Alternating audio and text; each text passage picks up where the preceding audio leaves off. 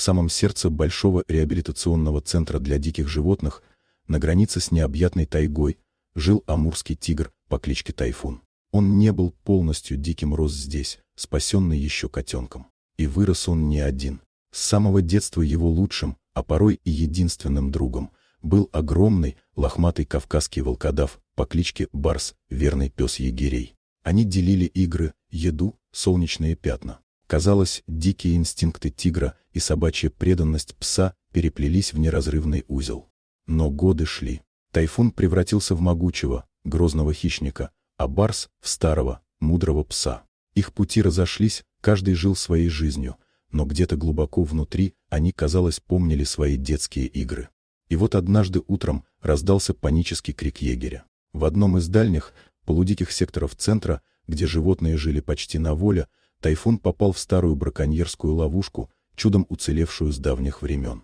Железный капкан намертво схватил его за лапу. Тигр впал в панику, его могучая сила лишь затягивала петлю.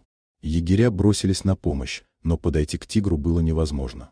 Испуганный и раненый, Тайфун рычал, кидался, его глаза горели дикой, первобытной яростью. «Никто не может приблизиться», — кричал старший егерь, пока остальные пытались найти решение, готовя дротик со снотворным. Каждая секунда была на счету, тигр мог переломать себе лапу.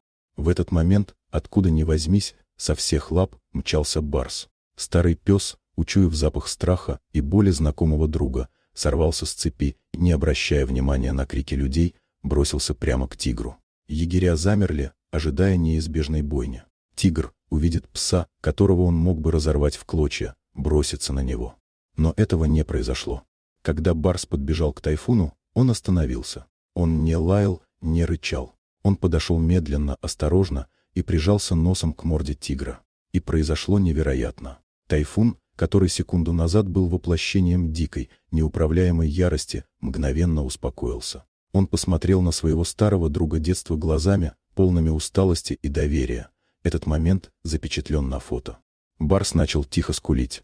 А потом, к шоку всех присутствующих, он не стал отгонять тигра, не попытался увести его. Он начал яростно грызть сам стальной трос капкана, пытаясь перекусить железную цепь своими старыми, но мощными зубами.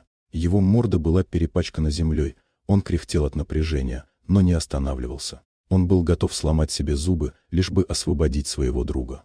Эта сцена верности и неразрывной связи между диким хищником и домашней собакой шокировала весь мир. Люди наконец смогли приблизиться, увидев, что тигр абсолютно спокоен.